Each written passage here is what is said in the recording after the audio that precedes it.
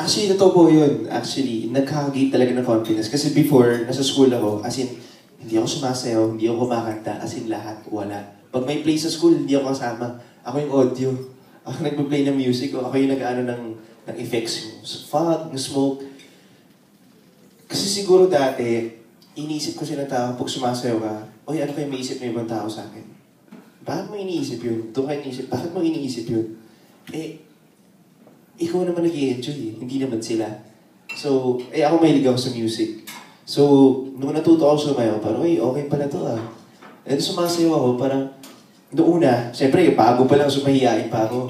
So, may mga nakita sa akin, parang, medyo, hindi talaga, yung halatang hindi bigay, medyo reserved. So, medyo nung gumaling na ako sumayaw, parang na-feel ko parang, enjoy pala to ah. Parang okay naman siya. At nawala kasi yung pagkahiya. Kasi feeling ko parang mundo ko.